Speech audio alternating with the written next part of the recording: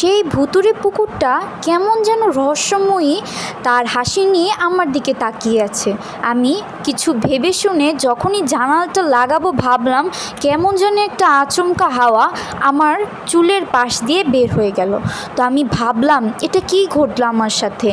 আশেপাশে নিরিবিলি নিস্তব্ধ।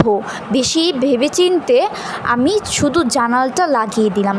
তারপর সূরা পড়ে আমি ঘুমিয়ে পড়লাম। পরের দিন সকালে দাদুকে আমি জিজ্ঞাসা করার সাহস পেলাম না যে আদেও কি ওই জায়গায় কিছু ছিল, বা দাদু কি আমার কথা বিশ্বাস করবে। আমি নিজেই ভেবে পারছিলাম না। তারপর ভাবলাম যে আজ নয়, কাল আমি ঠিক রাতের বেলা ঠিক 3টায় আমি আবার সেটা পরীক্ষা করব, দেখি আমার সাথে কি ঘটে। আমি যেমন বললাম তেমন সেই কাজটা করলাম। রাত ঘড়িতে বাজে তখন 3টা। আমি আবার সেদিনের মতো জানালা খুলে দিলাম। দেখি সেই পুকুরটা ঠিক আগের দিনের মতো আমার দিকে তার রহস্যময়ী হাসি দিয়ে তাকিয়ে রয়েছে। কেমন যেন চারদিক অন্ধকার নিস্তব্ধ। সেই আগের দিনের রাতের থেকে আজকের দিনের রাতটা বেশি ভয়ঙ্কর বলে আমার কাছে মনে হচ্ছে।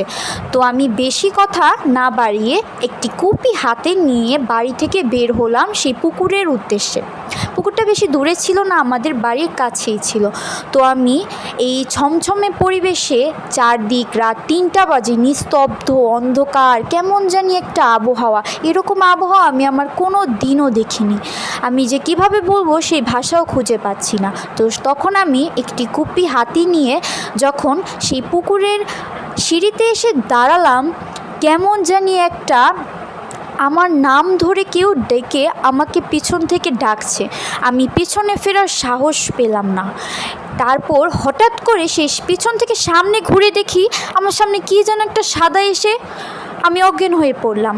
তো পরের দিন সকালে দাদুর কাছ থেকে যা শুনেছি সেটাই বলছি। দাদু নাকি আমাকে ওই পুকুরের পাশে দেখলো আমি অজ্ঞান হয়ে পড়ে আছি, আমাকে নিয়ে এসেছে। আমি কোনো কিছু মনে করতে পারছি না যে কি হয়েছে আমার সাথে। আদেও কি সব ঠিক, নাকি সবই আমার মনের ভুল।